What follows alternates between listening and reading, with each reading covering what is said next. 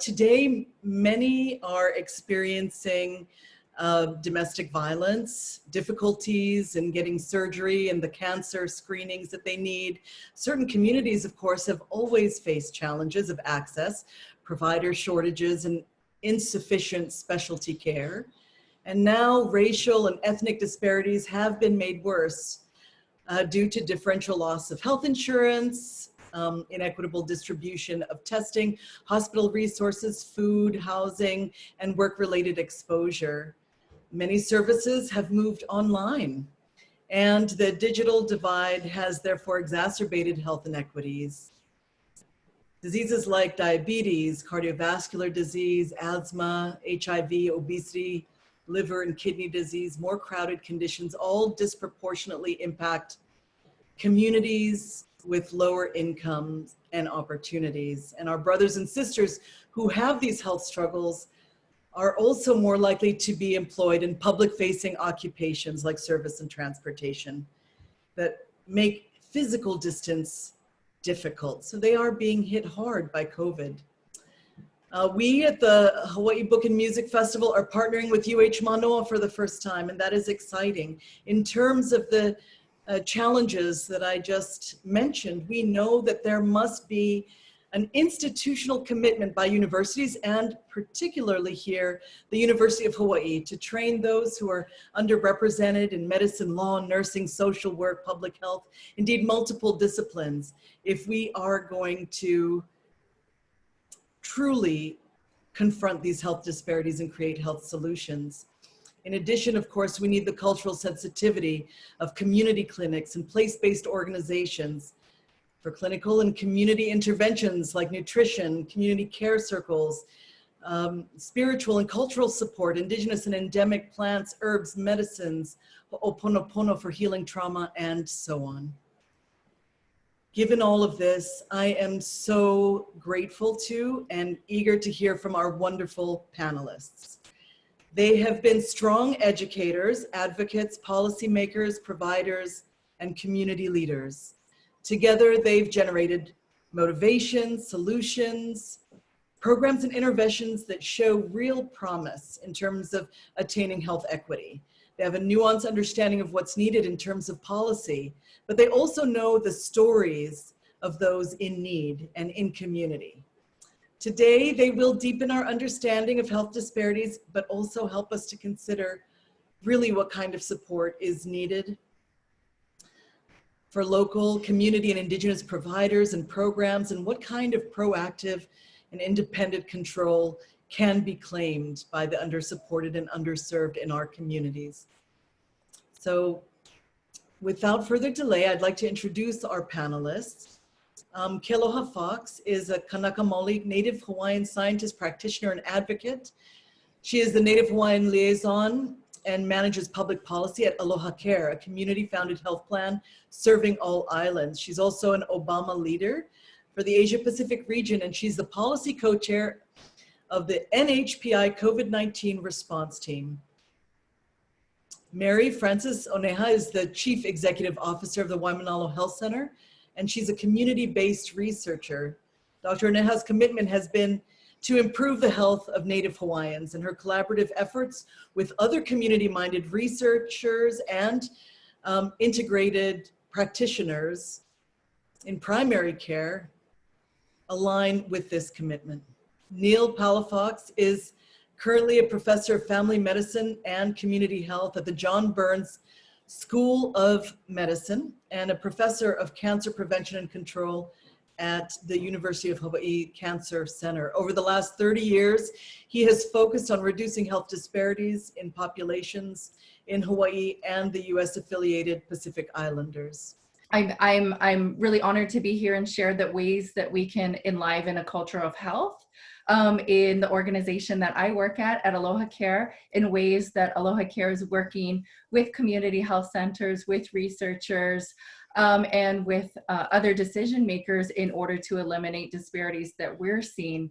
We're a nonprofit health plan that's founded in the community 25 years ago. And so right now is a great time for us to think about where do we want to be 25 years from now. And much of that storytelling has really been based off of this idea, right, that Hawaii is the healthiest place, it's the happiest state, we have the best healthcare in the nation, and this is the place that you should come and retire, as well as come to vacation when you need a 5-star luxury hotel. This is what used to dominate the headlines and the news, and what often people used to romanticize about Hawaii. Though during these headlines, communities like mine, Mary, Maya, and Neil, we're experiencing long-term health disparities and social inequities that we have documented and that have been based off of fact and rigorous research over time. And so while this may have been true for some, it was not equal for all. Part of that is based in my research in studying pre-COVID disparities and inequities, particularly among Native Hawaiians.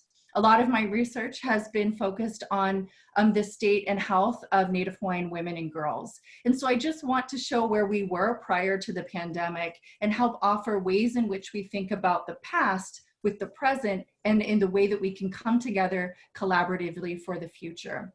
And it's not just about physical health disparities. I wanted to just offer a couple more facts here in my research over time. The blue line here is Native Hawaiian females, and the gray line are non-Hawaiian females here in Hawaii, compared across chronic disease indicators. And so you'll see there are tremendous areas of gaps that we have to look at. And that's why we pay attention to the social factors as well. And that brings us to where we are today. These are now the current headlines.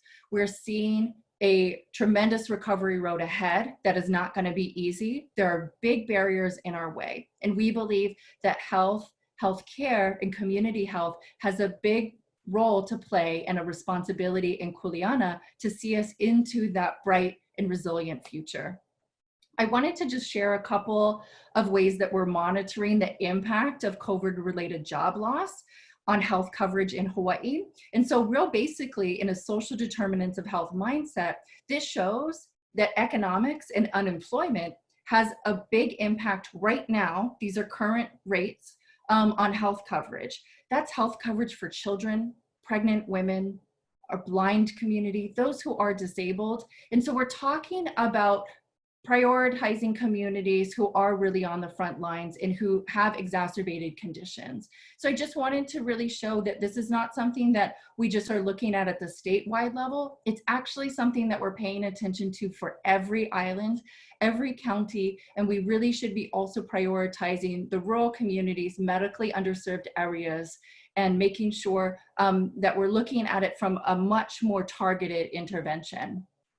And so I just want to leave my portion of the presentation with a few reflections on how we can improve collaborative action, because we believe it's going to take all of us. It's not just about managed care and insurance plans. It's also about policy. We have to create just and equitable policies. We have to protect the coverage that we currently have. We have to strengthen, restore, and reinforce Medicaid and the Affordable Care Act. Programs have to be invested in. They have to have great data decision making, and it has to be for all of Hawaii, not just for some. To us, this is a strategy and approach to revitalize a culture of health that supports equity, justice, and self-determination for everyone in Hawaii, but particularly, especially Native Hawaiians, Pacific Islanders, and our Micronesian community. Mahalo, Kealoha, and aloha, and welcome to everyone. Mahalo to the Hawaii Book and Music Festival for the invitation to present on this panel. I'm very honored to do so. Next slide, Kealoha.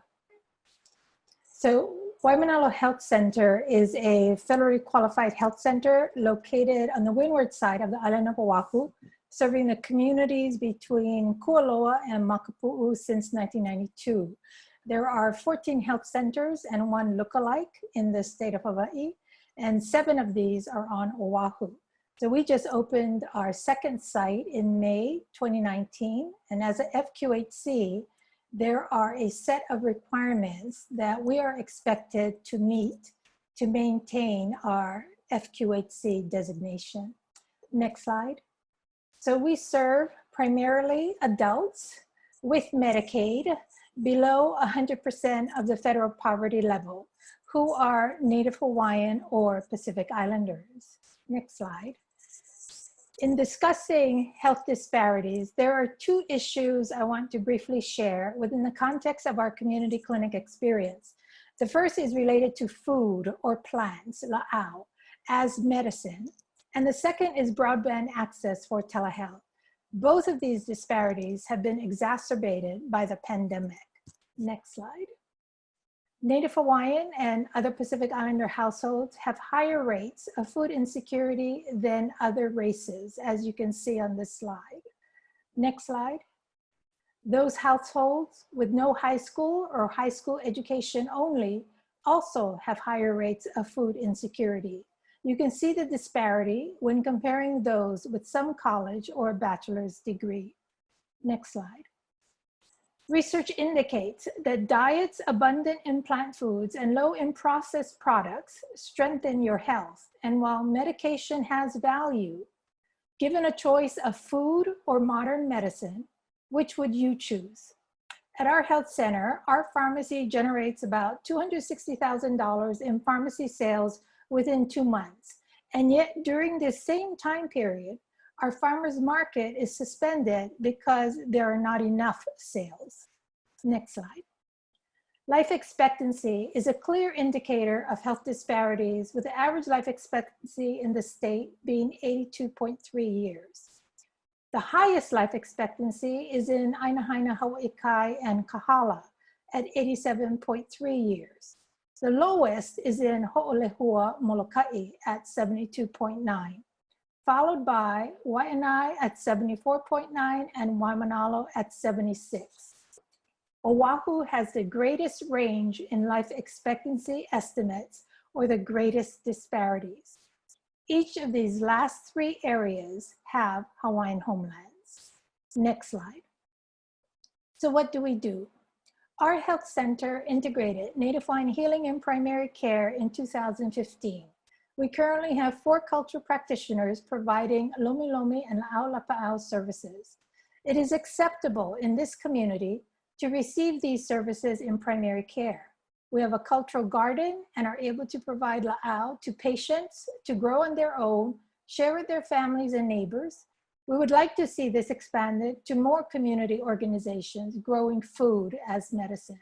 Our landscaping around our new medical building is surrounded with native plants, and we will continue to find ways to best promote our farmers market. So how do we sustain this improvement when you're in a lockdown and having to isolate or quarantine? So we implemented, as an alternative form of communication or visit, telehealth, as did many health practices. 72% of our patients surveyed would recommend this to their family and friends. 69% felt that it improved access to healthcare services. Next slide. While 85.7% of Hawaii households have broadband internet subscription, 11.5% do not. Next slide. This is more apparent by income, with just over 40% of those households whose income is between $10,000 to $20,000 a year have no internet subscription, compared to those households whose income is $75,000 or more. Next slide. So there are challenges for patients. In our survey, nearly 1/3 of patients indicated that if they did not have access to telehealth at this time, they would not have seen a provider. Next slide. So where do we go from here? There are efforts to provide more support to individuals in need. These efforts must continue. Advocating for universal broadband access is also critical for those that do not have the resources to obtain access or live in remote areas of our islands, reducing communication and significantly impacting their health status. The Health and Human Services Health Equity Report of 2019 to 2020 stated, and I quote, "Access to and use of computers as well as internet have had a considerable impact on many aspects of social and economic life in the United States during the past 2 decades.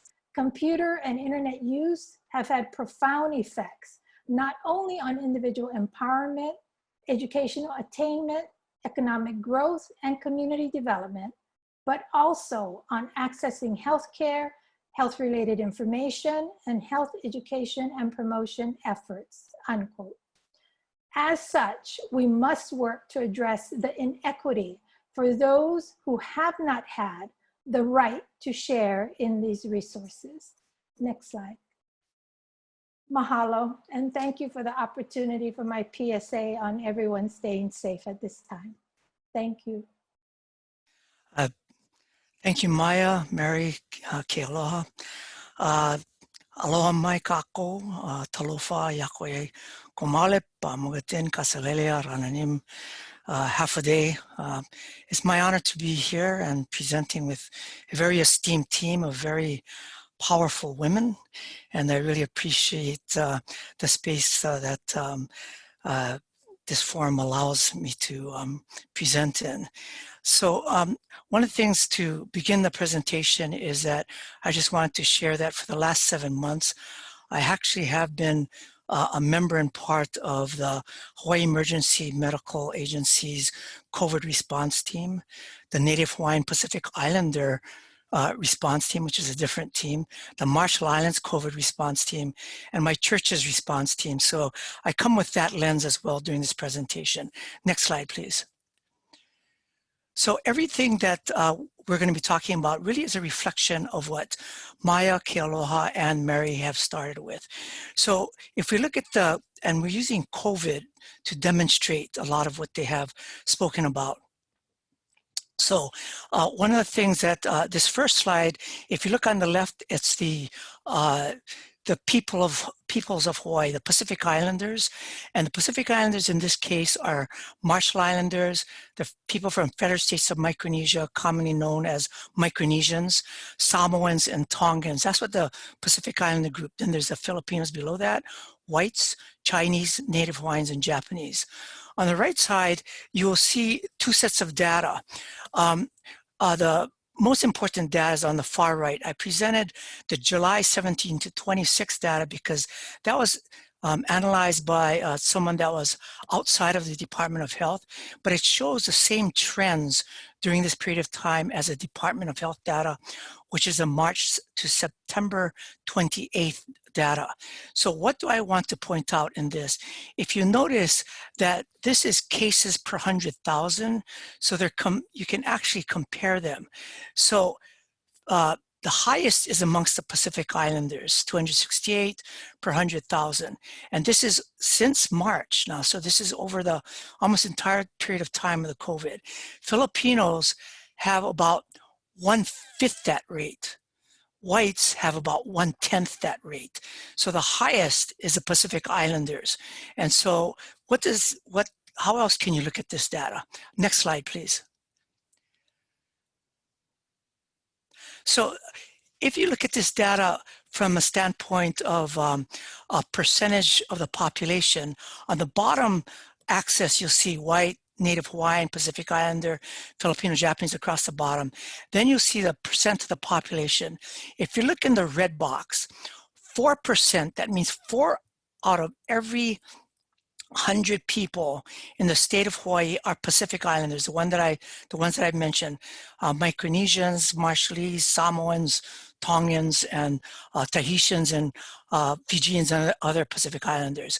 But although they're 4% of the entire population, 30 out of every 100 cases that come in belong to the Pacific Islanders. So again, another way to look at this data and show that the Pacific Islanders are getting hammered by COVID more than any other group. Next slide, please. And you put this on graphically, and this one is the same story, but it's per 10,000 population.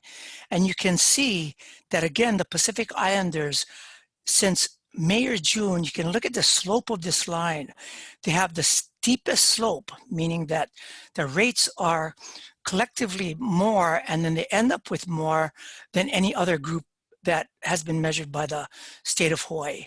So why does this happen? And so I was just going to take a brief look at COVID and the testing process to make a point. And so I'll go over this very quickly. So the COVID testing process and what happens is very important to break the cycle and COVID infection transmission. So first of all, in the pre-test, you have to people have to understand if you're symptomatic, if you're a contact, if you're a frontline worker, as Maya said, then these folks are the ones who really should be at the forefront of getting tested and understand in educational platforms is you've possibly been exposed or you have the infection and you need to get tested. You need to be informed about that. So there's an education and information platform. Then you go to the community health center or a hospital with your doctor, or to these surge testings that just came out, these public testing you have to register. In order to register, you need an email address. You need to create a login. You need to do a consent form. Consent forms in English. What if there's a digital divide? You don't have an email address. Then you get a test. The test goes to the laboratory. The results are produced. And if you look further to the right, the results go to your provider, if you have one, or it goes to the person, the patient. The patient has to be able to log on, if you have internet, to get the results. Then you have to understand what the results mean. If you're COVID negative, if you're COVID positive. Because if you're COVID negative, do you have to quarantine? Can you quarantine? If you're COVID positive, you have to, a COVID contact tracer will come and talk to you. You might have to go to the hospital. And if you're COVID positive or negative in your isolation, as Mary was talking about, you need food. How do you get that? In certain populations, you need hygiene supplies. How do you get that? If you're in certain populations, or you might have to relocate and be isolated in a hotel. What if that's not available to you? Next slide, please. So in the model of health literacy, let's sit this model of health literacy and what that means on top of the COVID model I showed you of what it takes to break the infection rates in Hawaii. So in this health literacy model, all populations, any population, must be able to obtain the information about COVID. So you obtain it via internet, from the CDC, the television, but you also must be able to process it, meaning that, is it in language? Is it in your language? Is it to a level that helps you understand? Can you not only obtain it and see it, but can you process it? And can the populations actually understand what it means to be symptomatic, what it means to be a frontline worker, what it means to get COVID tested? And then, assuming any population has this, you must be able to take this information and use it across that model that I showed you to decrease your risk. So all these things have to happen in a health literacy model. Next slide, please. So as Kealoha was mentioning, and Maya and Mary, in the to navigate COVID-19 and the model, it has to be in language, in a language you understand. What about all these Pacific Islanders? They don't even speak English. Their primary language at home is not English. Many Samoans as well, primary language at home is not English. And then you have to interpret it. What if your academic achievement is not to what it should be to understand the language that's on the internet and the TVs and so forth, even if it is translated? You have to be able to understand it. And then healthcare access. Let's assume that this happens. Healthcare access, like Mary and Kealoha and Maya said, what if you don't have insurance? What if you're not eligible for Medicaid? What if you're not insured? And let's say you do have insurance. What if you don't have transportation? Many of the people that live out in rural areas, they don't have cars. A lot of people don't have the kind of transportation that maybe people in East Oahu have. They have 3 or 4 cars. A lot of people don't have the transportation. In fact, when they had the surge testing, a lot of the people couldn't get to the surge testing. No transportation. Now, assuming that all this is intact, and Mary talked about this specifically, is a digital divide. A lot of people, to even register, you need an email. So when people went to the surge testing, they said, oh, what is your email? Oh, I don't have one. Well, we'll give you one. But in order to get your information about if you're positive and negative, you need to log on to the internet site for the surge testing. How do you log on? Oh, well, you just have to log on and then you create a password. Well, how do you do that? The digital divide is great. The language access issues are great. What if the context of all this is in one where you feel environmental racism? And you've seen many of these things. I'm not talking out of school here. There is no aloha for Micronesians. Many articles over the last 5 years about that. Housing, very crowded. Very crowded housing promotes COVID transmission. Multi-generation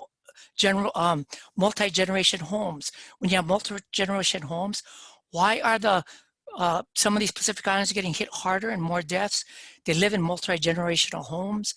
Many of the older people are getting infected by the younger people, and they have, as Maya and Kealoha and Mary said, more diabetes, more heart disease, and they are frontline workers. So, and then on top of that, the context is, well, you should quarantine yourself. Well, how do I quarantine myself? I have 15 people with 1 bedroom and 1 bathroom. Where am I going to quarantine? Or you can go to the hotel that's available. I called and I don't qualify. Nobody can talk to me in my language. You know, and so forth and so on. And by the way, how do I get a mask? So you can see the environment is very important. All these health literacy has to work in context of the environment. Next slide, please. So cultural safety, what is a model of cultural safety? So cultural safety for any culture, Native Hawaiians, Pacific Islanders, Filipinos, Samoans, whites, Black Americans, it's a perception of healthcare professionals and their ability or the population to provide contextually tailored education and interventions. And I just showed you a system in Hawaii that is not contextually tailored. Language barriers, digital divide, access barriers. So what part of this is cultural safety for these people? Zero, nada. It doesn't exist in Hawaii. Next slide, please. So what are the mediating variables that will help address this? And again, many of the speakers talked about this. Whatever model you build has to drive a self-determination. So what if the model of COVID testing shuts you out and you can't really participate? What part of that is self-determination? What if you can't access the health system? What part of that is self-determination? Then it has to drive equity. The next slide, social and restorative justice. And so any of this is, could you go back to the previous slide real quick? I'm sorry, is social justice. And then it has to be a negotiated partnership, meaning that whatever system's devised, the culture has to be at the table to devise that system and talk about it. These folks weren't at the table. That's why the system ended up like this. There has to be accountability on both sides for their partnership, and it's supposed to drive resiliency. Next slide, please. So patient safety means you have to have cultural safety, that previous slide, and the individual must understand that you feel and have their best interest in mind. Do you think with that model in the COVID-19 situation, these individuals feel that Hawaii in general, the health system, has their best interest in mind? Does the island's health systems see the situation through their perspective and context? And is there an ability for the individual population to shape their risk? And so you could see the system that I showed you, that chain. They cannot shape their risk because they can't access that model. Next slide, please. So these are the peoples and these are the questions. And so with that, I just want to end by saying thank you very much, and saying that this is just a model of demonstrating Pacific Islanders, but it's multiple populations suffering this in Hawaii. It's just that the Pacific Islanders, they have it the most, but whether it's Filipinos, Native Hawaiians, Samoans, across the board, different populations are hit differentially because of the cultural safety and patient safety issues. Over. Thank you very much.